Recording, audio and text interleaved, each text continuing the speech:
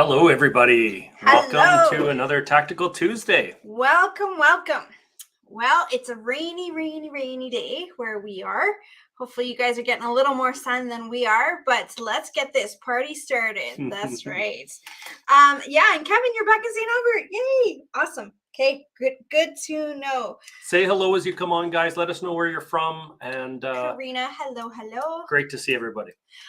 So you know what? We've been getting a lot of people telling us lately that there's cold feet. Anyone feeling a little bit of cold feet in the real estate investment scene right these days?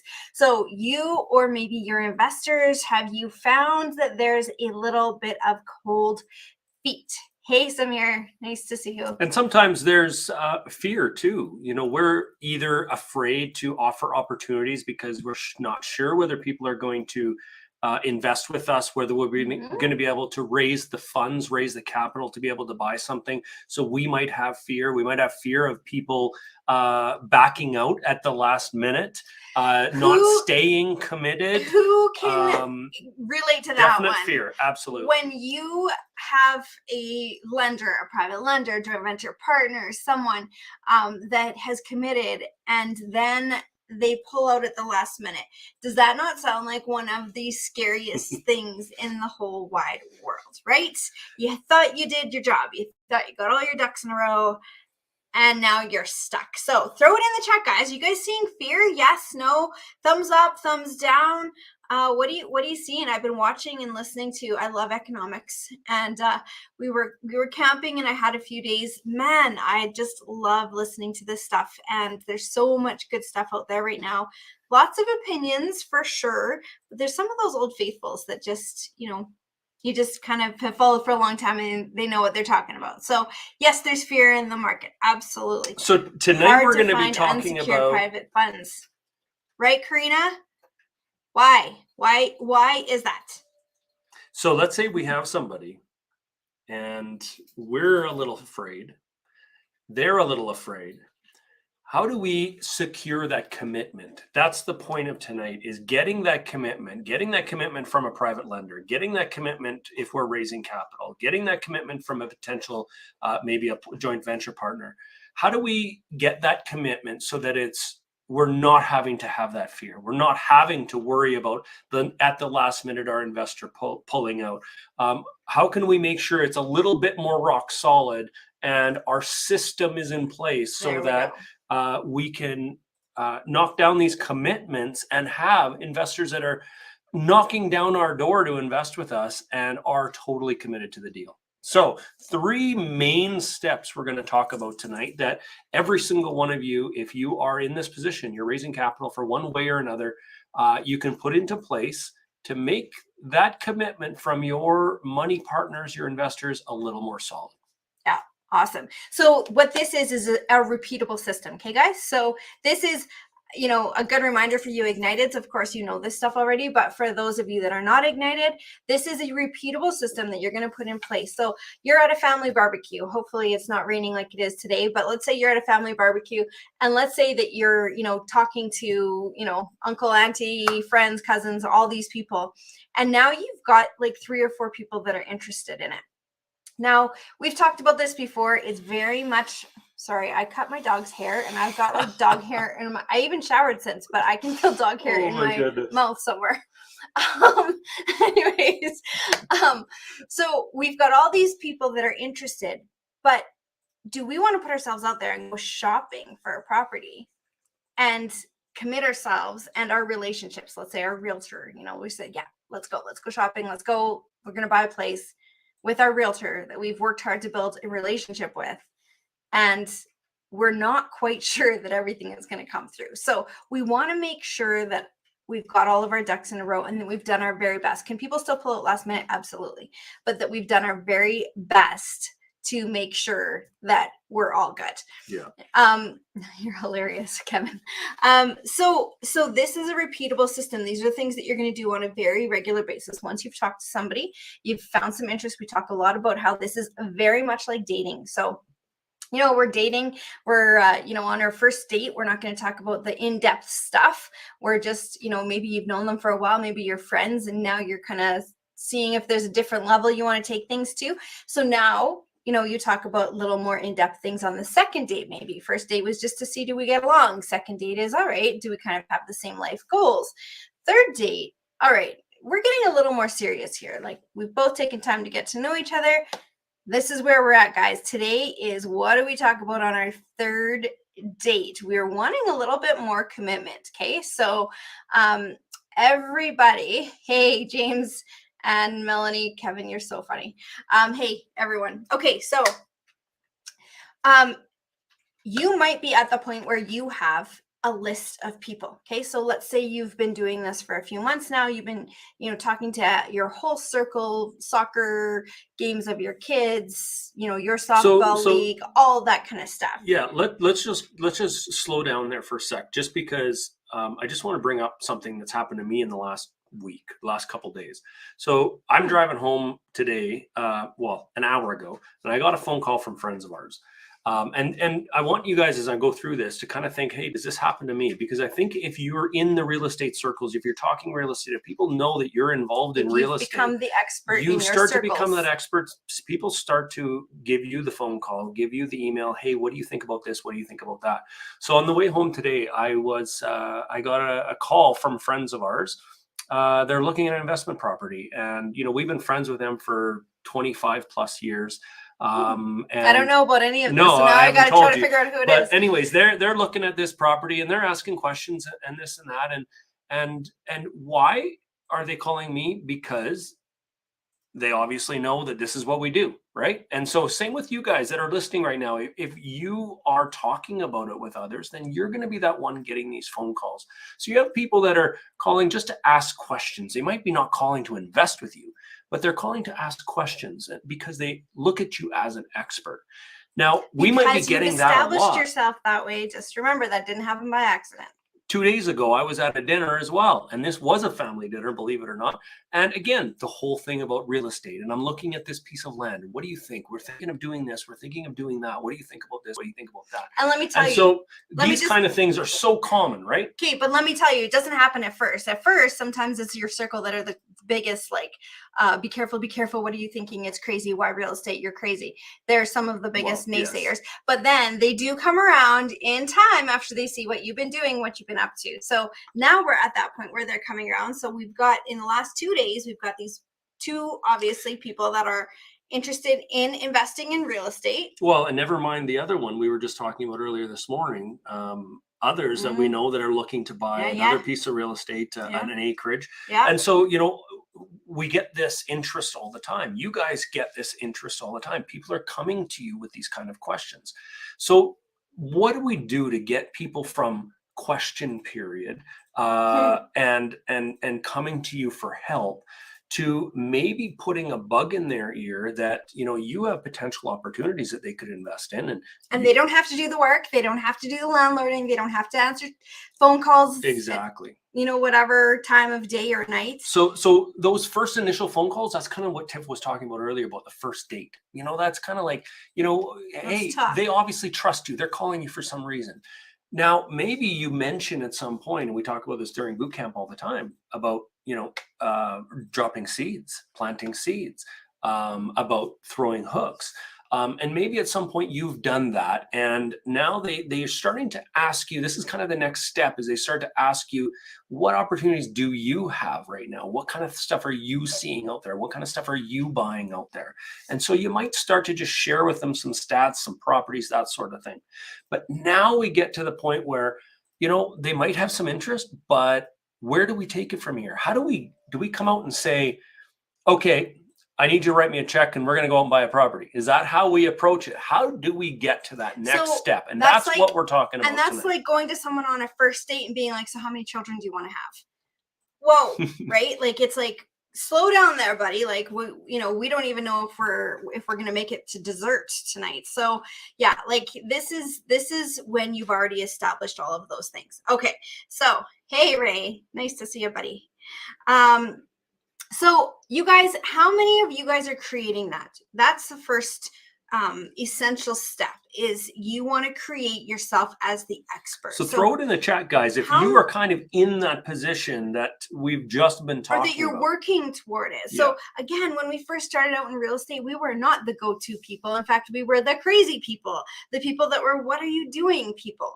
But as you go on, you start to become the expert. You become, and how do you do that? Ray and Joe, I know you do. Do it. You know what? I was actually thinking that I was getting a little too close to the topic.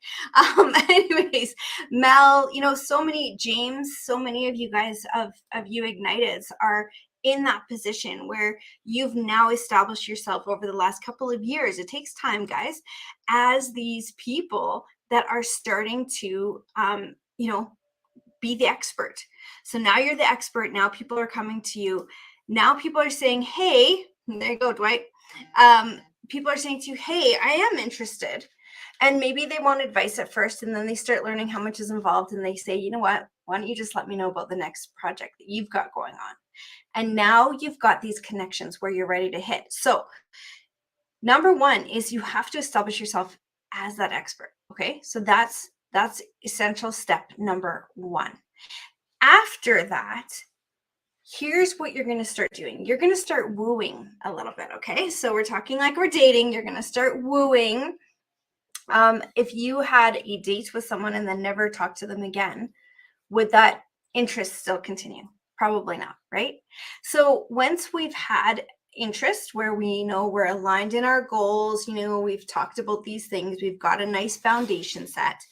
Now what you're going to do is you're going to start moving the relationship forward. So you're starting to have that happen now. Awesome, Karen. Awesome. I love it. And still planting seeds. Yeah, man, sometimes you scatter a million seeds and none of them grow. So, you know, you just keep on scattering until something roots. So yeah, that's awesome. You did have to be the expert. Yeah, I know that's how it works. So, all right, you love wooing. All right. So this is what you're going to do. You're going to keep on talking to them. But first of all, you're going to make sure that you're all in agreement. So step number 2 is you're going to send an email, and it's going to be a summary of things that you've discussed. So you're kind of saying, okay, we're going to get a little, you know, more serious here. We're moving over to email. It's no more texts. So it's no more, you know, phone calls. Like I want to have like kind of a record, an established record of what's going on. So I'm going to email you. And in that email, you're going to say, so this is what, hey, Core, this is what we've been talking about for, you know, the last couple of weeks. We've been talking about investing together. Here's my understanding of it. You know, you're looking for this, this, and this, because, you know, by this time you've got their goals, their priorities in mind, right? You're looking for, it might be cash flow. It might be, you know, a long-term, short-term, you know, they might be very specific, and I want like a 3-bedroom house that, you know, young families can be in, or I want an executive condo downtown where, you know, we can have executives come short term, whatever it might be. But you've established already some parameters. And that's when you're going to go back to them with this email. It's a summary. And you're going to say, look, this is my understanding of where we're at. You want this, this, this, and this. Am I correct? Now, you can do this formally in like a letter of intent. If you know that that's how your audience is, you can use a letter of intent. So what's a letter of intent? Well, it's a simple document. And of course, you Ignited members know you have it in your investor toolbox. You can use it. We have a couple different templates for that. It's a simple document that just outlines approximate dates, so when you're going to be buying, approximate value, purchase price, approximate mortgage qualification that's necessary, how much down payment and closing funds would be necessary. So this is all approximate. Location, neighborhood, size of property, how many suites would be in that property. So you're just kind of nailing down all the details on this. Maybe a minimum cash flow requirement, a length of time that the both of you would expect to be in this investment. And, you know, is this going to be a 1 year or a 7 year or a 20 year type of investment? So you're kind of starting to outline these things up front, and having that discussion is sometimes a lot easier if you have a letter of intent in front of you, because then you can kind of just make sure you're not missing anything. You can just, casually say to the person, your potential partner, your whoever it is you're talking to, just say, hey, these are kind of the things that we should nail out. We should make sure it's clear for both of us so that, we're both on the same page. And that's really what this is all about. And you're going to hear us say this over and over again tonight, that communication throughout this process is the most important thing. Making sure that both sides understand exactly what the intention is. And that's why it's called a letter of intent. And that's exactly what it's for, guys. That's all you're doing. So this summary that you're sending them is certainly just finding and making sure that you both understand what the parameters are. So does that mean that you go down that list and check off? It could formally, or it could mean that you just have a casual conversation and say, okay, so I learned in our conversation that you want this, this, this, and this. Am I correct? So what you want to hear from them back is, are we on the same page here? You're interested in investing, right? This is what you want to do, right? I know we've been friends for a while, but now we're moving into a different kind of relationship. Is that what you're looking for? So that's the second step. So first was establishing yourself as an expert. So I'm going to rename these steps. Is that okay? Yeah. I'm not going to rename. I'm going to renumber them. Okay. So step number 1 we talked about was just planting seeds. Okay. Yeah. Okay. Right. Okay. That was step number 1. So we're on first. Step number 2 was kind of, and we didn't really talk about this much, but once you planted seeds and people are coming to you, they're asking questions. Step number 2 is that's when you're kind of sending the good news reports. That's when you're sending opportunities. You're kind of just showing them, this is what these types of things look like. If you ever did want to get involved in something like this, let me know and I can connect you with somebody, or let me know and maybe we could do something together. But this is kind of how it works. This is kind of what it looks like. This is kind of what your returns would look like.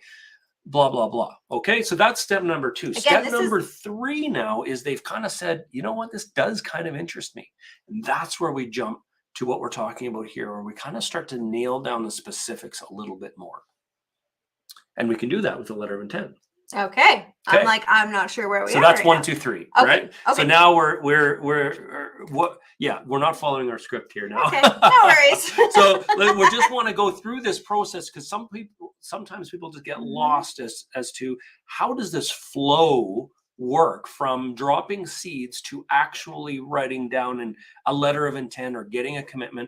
And it doesn't necessarily have to be a formal letter of intent, right? No, what else absolutely. could it be? Yeah, it can be just that casual conversation. And James, I don't know if you guys are following James, but you absolutely should be. So James is an Ignited member. He is, doing multifamily properties out east, like in Ontario area. He says, I switched to Zoom calls because I found it more relatable. So it has to be you. And that's one of our notes here too, is that you have to tailor it to you, to them, and to the deal. So don't be stuck on, it has to be an email or it has to be a Zoom call.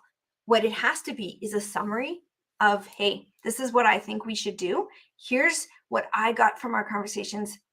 Do you agree? Am I out in left field, or am I kind of on par? And so once you start talking to them about these things and you get that foundational kind of yes, now you're going to move on to your next step. And once you've received that confirmation from them, and again, it can just be, yeah, sure, yeah. And they might just be kind of thinking that they're moving on to, yeah, sure, yeah, of course, yeah, let's look at it, really casually. Or some of them might be like, yeah, I'm ready to buy it tomorrow. But you need to know. And that's the difference. Yes. Here's where you need to start separating those goats from the sheep. And you need to start figuring out, are they a yes or are they a no, so that you're not wasting your time. Yeah. And so getting that verbal agreement, or maybe the letter of intent, where you're kind of just agreeing to these types of things really, really helps. Yeah. So then now you're going to move it forward. So you're saying, okay, we agree, we're here, we've got a good foundation, we're kind of on the same page, walking in the same direction. Perfect. Now you're going to ask them, you basically want a commitment from them. Okay. So you are really feeling that this is a possibility. You're feeling that there's real hope and intention to partner together. And now you need to ask them for the sale. That's essentially, at the end of the day, you have to That's ask. the tough part. That's the tough part. It sucks because you know what? Rejection comes at this point a lot. This is where you're going to start seeing people disappear all of a sudden. They're like, oh, okay, that was a little more commitment than what I was ready for. This is where you start getting the harder questions, because those who are interested are going to start saying, okay, well, yeah, maybe, but here's my questions. You're going to get some of those tough questions. And you're going to get those that say, oh, right, no, I'm not interested, or just ghost you. And all of a sudden you're like, darn it, I thought I was somewhere and I'm not. So it's the tough part. And here's an easy way to kind of get towards that commitment, that yes, that I'm in type of response from your potential partner. So we always talk about knowing our why. We also talk about knowing the why of our potential partners. What are their goals? What are they wanting to invest for? You would have at this point kind of had an idea, are they doing this as a 1 year get in, get out, or are they doing this as a long-term type of investment? So you have an idea as to what their goals are, maybe why they're investing. And so we can easily remind them of their goals and say, listen, your goal was to do this by this date. Okay. So in order to do that, we need to track back and we need to get into the market soon. We need to get moving on this. The market is doing this, the market is doing that, whatever it might be, wherever we're investing, but we need to get moving on this. So that's an easy way to say, I'm ready to go. I will go out there and start searching with these properties or for this property, and I need to know if you're good to go. If you're not, that's fine. We have others kind of in the docket that are ready to go, but we need to know if you're good to go. And here's how you can find that out without saying, hey, are you ready to buy a property? Hey, are you in, are you out? Without having to kind of have that pushy sales kind of opportunity. What you're going to do is you're just going to be really clear and concise and say what you need. So here's kind of a little overview. So you're going to say, all right, so, I think we've got that summary down pat. Here's what we want. We're ready to move. So here's what I'll need from you. And that's when you give them a list of 4 or 5. You want to make it, long enough that they know that, oh, this is a commitment, but also not so long that they're like, whoa, I just don't have the time for this, right? But you want to give them a list of 4 or 5 things that you're going to need. Now, some of those things might be, I'm going to need a deposit for our property of whatever, $15,000, $20,000, whatever it might be. I'm going to need that by this date. I'm also going to need you to be in touch with my mortgage broker and have a meeting by this date. I am going to have, so you might have the deposits. That's just going to allow you to go shopping. We're going to need you to be pre-approved and have about this much money ready by this date. So now they know they've got their deposit. Now that deposit is non-refundable. That deposit is their commitment to you going shopping and you placing your reputation and your time and effort into this deal. So they're putting down the deposit on this property. You're then going to, need them to be in touch with your mortgage broker. You're then going to need to close by this date, and the remainder of the funds will be needed then.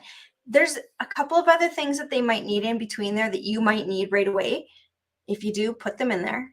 But what you're doing is you're separating that wheat from, or the sheep from the goats, the wheat from the chaff. That's what you're doing, is you're really creating a filter, and you're seeing how serious they are. So if at this point they walk, good.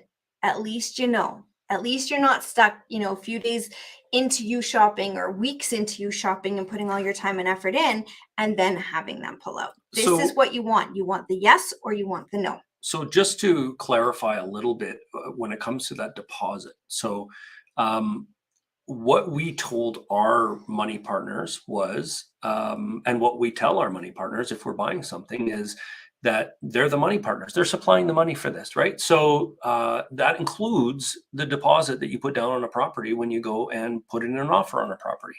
So so you need the access to those funds right away, because if we're going to go out there and put an offer on a property, we need to write the deposit check. And so that money can be with the lawyer sitting at the lawyer's office. That money can be sent to you if you have that strong relationship already. Whatever process you do, it's just like, we need the money to be able to go and do this, to put an offer on. So let's get that part in motion. Let's get you introduced to the mortgage broker. Let's get all of the eggs in a row so that if and when a property does come, we can jump on it. Because all of you know, are all across Canada, most of the markets are, if they aren't currently, they have been super, super hot. So if you're going to buy something, you need to be ready to move. You can't just sit there and wait for 3 weeks to make a decision on a property, right? And so because of that, that actually leads into really easily explaining why you have to have all these things in order before you go and start actually shopping. So you don't have to be like, oh, I'm just being pushy and I want to make sure that you're saying yes or no. But hey, if we don't move, if we're not efficient at this, we're not going to get any deals. So we need to move quickly. Okay. So you can kind of blame it on just, the market and being efficient rather than you being pushy, but you're looking for a yes or no answer. So let's say that they commit. Who has had someone say yes? Do you remember your first time you had a joint venture partner, a private lender? I remember our first time. I remember we got an email back. We'd been talking to them for a while and we got an email back and they said, we are in. And I'll never forget. It was like, for one, shock. And then for two, holy crap, what do I do now? Mhm. That was, and then I shared it with Corey and we were just looking at each other like, what? They said yes. Like, we're going to buy a property. And they did indeed become our very first joint venture partners. It's the first property that we bought and closed on with joint venture partners. So that was pretty cool. So how many of you guys, put it in the comments? You guys are so quiet today. I'm like, I'm trying to rally, like, cheers. Put it in the comments. How many of you guys have had that first yes? And do you remember it? How did it feel? Pretty crazy, amazing, right? So let's say you've got that yes. Now they've got clear parameters on what that means. They know that means there's money in the deal. They've got to write a check. They've got to get it to you quickly. They've got to do it, all these things, all immediately. And they've still said, yes, we did. And it continues. Kevin soaking it all in and probably renovating as you speak, right? Like multi-purpose for sure, or multitasking for sure. So here's the thing though, once you get that yes, it might take you some time. You got to get a hold of your realtor. You've got to get the stuff rolling with your mortgage broker. It might take some time. So what do you do in between? If you don't keep that iron, you got to strike when the iron's hot. Okay. Remember this in your brain. This is when you plant seeds. This is when you get initial, dates. This is when you get the commitment. You get all of these things. Strike when the iron is hot. If you don't keep that iron in the embers, it will go out. Yeah. Life takes us away at the best of times. It will go out. So how do you keep that momentum going? And that's those things that Corey was talking about too. Now you're going to continue those good news reports. You're going to send them articles that you read about your market. You're going to send them stories that you've got about current properties maybe, or maybe you don't have any properties and you're starting out new, but you have, in our Ignited group, we talk every single week about, tenant stories and things that happen. Well, you know what? I can tell you right now, for example, we've had, 7 or 8 vacancies this stuff rolling with your mortgage. We've had 7 or 8 vacancies this spring, just in the last couple of months, and none of them have had more than 2-day vacancy in between. So what's happening, and all of them have had the rents go up by $200 to $300 a month. So what is that telling you? What is that anecdotal evidence? Share that with these people. You got to keep that iron hot. Those embers have to keep on going. And how you do that is by feeding that fire. And you can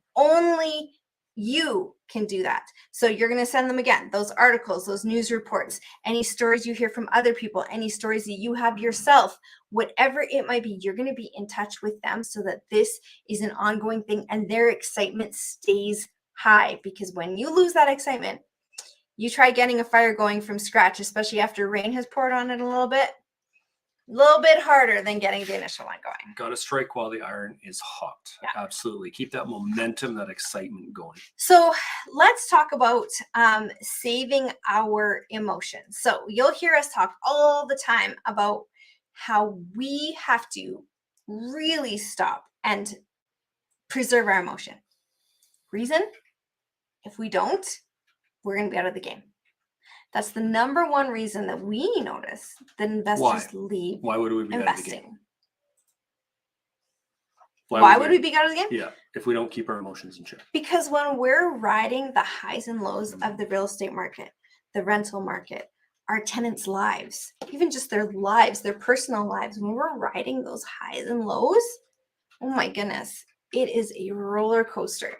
And I mean, today we had a little bit of a weird day, even like personally, we had a weird day. And, you know, then I talked to a few different people and a couple of tenants, and I'm like, man, if I didn't keep my emotions in check, it would seem insanity right now. So that's the number one reason why people leave real estate too early, before wealth kicks in, before your mortgages are paid down, before the markets have gone up, before rents have increased, all of those things. So they might make some cash, but they're not in for the long term. They don't get the long-term benefits. So you have to keep your emotions down. How to do that is you have to filter. If these guys start becoming, if who you're talking to starts demanding things of you that you can't give, or, you know, calling you every 5 seconds, and you can't take that. That's not your lifestyle. You know that they're going to micromanage you, and you don't want that. All of these different things. This is where you start saying, okay, as much as I want to buy this next property, I have to preserve my emotion. And it's difficult to picture yourself saying no to money to somebody that wants to invest with you. But like Tiff said, if it's doesn't feel right, and we talk about this all the time, is that your gut feel is so important. Your gut feel is important when it comes to buying a property, but it's also very important when it comes to partnering with somebody, whether you're the money partner or whether you're the working partner. It's in both cases, you're a partnership that may be working together for a long period of time. And so yeah, it's a marriage. Because of that, we definitely want to make sure that we are having a good gut feel. Our emotions are in check. Everything, you know, this is going to be a good working relationship for the coming years. Yeah, for sure. And okay, like lots of you guys are doing this stuff. Most of you guys are Ignited members. And so you know that you have to do these things just to keep it rolling. So keep that thing rolling, keep your emotions in check. Now, what if they're on the fence? Okay, so we've talked about the essential steps to getting the commitment. Okay, but you know, even if we follow those steps, that sometimes people are not quite ready. Okay, they're not quite ready to commit. If they're still on the fence, what are some little tips that we can do? Some little pieces of advice that we can give to make sure that they either stay on that fence or come onto our side at some point soon. So we have a few suggestions. Number one. So if they're on the fence, here's 3 things that you want to do, okay? You want to remember that you are inviting them to an opportunity, okay? You're not going to beg them to join you, because that's not going to be attractive to anyone. So you are offering them an opportunity. They need you in order to hit their goals. You've already established this. Without you and your expertise, they can't hit your goals. But you also need them. So there's a balance. There is a way, you know, a place where you're going to have to pursue them and try to get them to go over that fence, come onto your side of that fence. But you don't want to turn into begging, desperate, you know, acting as if they're doing you a favor by jumping on. That indeed is the wrong foundation to set. So make it a win for you, make it a win for them. If you have to compromise or negotiate on numbers, especially on your first few, you know what? Do it. The experience that you're going to gain is invaluable, but don't undervalue yourself too much. There are other fish in the sea. There are other things that will come to you, other people, other opportunities. This isn't the only one. Okay. So don't undervalue yourself. Invite them to join you. And just like you would with a, steak dinner, you're going to invite, if you invited someone over and said, hey, we're having a beautiful catered meal on our deck. There's, appetizers and yummy, You're making me hungry. bar mix cocktails and, all these different things, I'm steak thirsty. and lobster and all this stuff. Here's water. Steak and lobster and all kinds of things. Then immediately you're not saying, oh, would you mind coming over on Sunday? We're having, it's $400 a meal a person, and we're having people over, and we'd like you to be one of our guests. You're not going into them like that. You're going into them saying, hey, like, you want to come join us? We've got this awesome thing going on. Mm-hmm. Crazy. We may not ever get another one of these, do another one of these. Like, come on over. You're inviting them to an opportunity, and it's the same Big thing difference, in yeah. real estate. Huge difference. Don't beg them, okay? Invite them over as if you've got the best gravy train going on, because you do. And without you, they can't do it. So if they're on the fence, need you as well. On their fence, you want to be confident, but yet, if you need to negotiate a little bit, do it without undervaluing yourself. Okay, so that's number one. Number two. What's the address? Number two. Always let them know that if they're not quite ready for this property, if they're not quite ready to go now, that's totally okay. It's fine. There will be other opportunities. Don't make your potential partners or people you are raising capital from feel like they are pressured, that they have to do this one, that there's a rush, that this is their last opportunity to get into real estate. Like, don't be investment. that slimy salesman, basically. Exactly. Yeah. So if this one goes, that's fine. We'll find another one. Another opportunity will come, and we'll be ready when that other opportunity comes. And so just making sure that they're aware of that it's okay. We don't expect everybody to be ready 100% of the time. And Karen, I love it. You say compassionately. Okay, so yes, absolutely compassionately. And one, like the words that we have written down here are, you want to create a bit of a scarcity, but also with kindness. So there's a real balance, and each person is going to have their own. But if someone's on the fence, what you want to build is a relationship. You don't want to, be so pushy that they don't want to deal with you next time. You want to start creating a list of buyers, a list of partners, a list of potential, lenders. And so by being that pushy salesperson, you're not going to get that list. You're never going to get there. So be balanced, be kind, be compassionate. Like Karen said, be kind, yet create a little bit of scarcity. If it goes, don't worry. There will be others. And, this isn't a one-time deal. So be a good human is kind of basically, and you guys that know us know that that's a lot of our mantra in dealing with tenants and partners and Ignited members and fearless members and everyone. Just try to be a good human, and everything else seems to just fall right into place. Pro tip number 3 is when they're on the fence. When they're on the fence is ask them, what is it that you need in order to make this a go? So you're just going to be of service. To know. Exactly. Yeah, you're just going to be of service. Hey, so this one didn't work for you, and that's totally fine. And I'm no worries there at all. But what, in order for you to reach those goals that we talked about, what do you need? Mm-hmm. What didn't you like about it? So take it as a learning experience. Yeah. It's not a no. It's a no right now. Okay. It's a maybe later. It's a not yet, right? We've heard all these expressions. So what are you missing? What didn't you like about it? Is it the property? Is it the location? And as you go through these questions with them, when they're on the fence, sometimes they turn around and kind of go, you know what? I really don't have any reason. I'm just really afraid. And here's my concerns. And they're going to open up and tell you what their concerns are. And then you can address them. And when you've addressed them properly, you can move on. And sometimes they're just going to say, yeah, you know what? I don't want to be in that market. Or I decide I want to go with, multis, or I don't want to go with multis, or whatever it might be. So now you know. And what are you going to do? You're going to put that in your toolkit. You're going to have that as your intel, and now you're going to know what you need to do differently for the next one. So if they are on the fence, one of the main points of these 3, so one was invite them to an opportunity, negotiate, but don't undervalue yourself. Number 2, help them see that this isn't a one-shot deal. You'll still be here for them It's if they okay. change their mind. It's okay. Don't be pushy. Number 3 is, learn from the experience. What did you miss that, might work for next time? But at the end of the day, basically all of these things when they're on the fence is just thank the no. Okay. So think about thank the no. You want to make sure that you guys are all on the same page. Be a good human. Thank them, but it's your cue to move on. Okay. It is your cue to, if they're not ready for it, that's okay. But listen, you have a deal to close.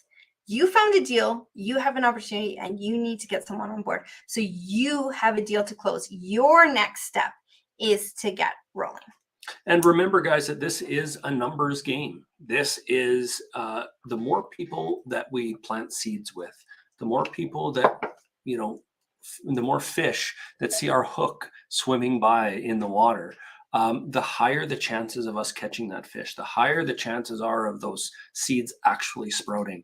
Then it moves on to what we talked about earlier. It moves on to giving them stats, giving them good news reports. Well, this is what's happening. These are kind of the opportunities we see. Then moving to possibly a letter of intent. Here's a little bit of a commitment. This is what I think we should be looking for. Do we agree on this kind of thing? And then you're moving along in this process. And as we just went through, if they're still on the fence, we still have opportunities. Absolutely. Okay? It's not as we no. just talked about.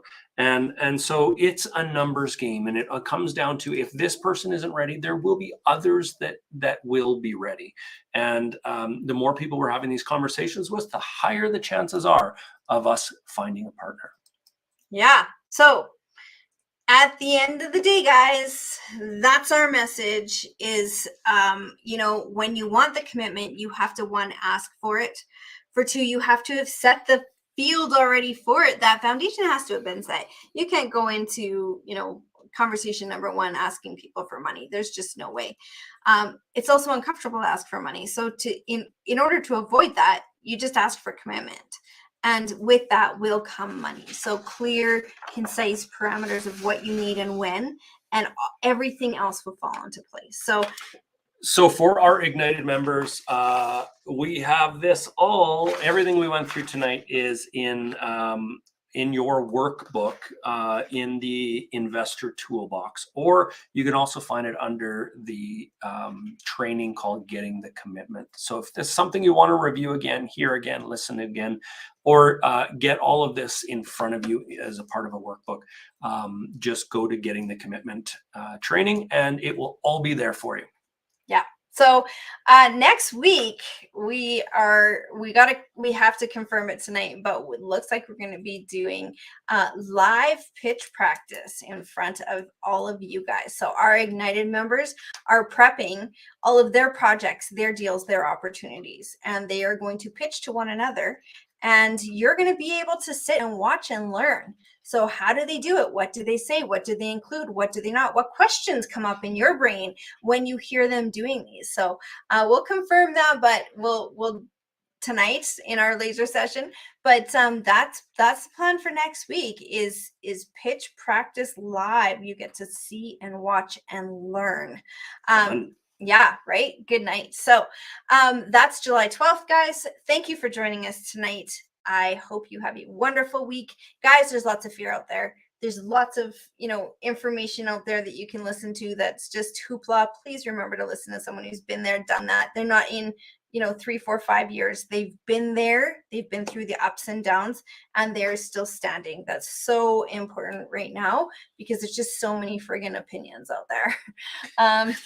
True. Yes, nice way of putting There it. is. And so we will see our Ignited members over in the laser session. And if any of you watching ever wants to know more about our Ignited program, or you have some questions about it, just go to our website, investorlife.com. And the information is there for you. Okay, so there we go. We will see you guys next week. See you guys next week. Take care. Cheers, everyone.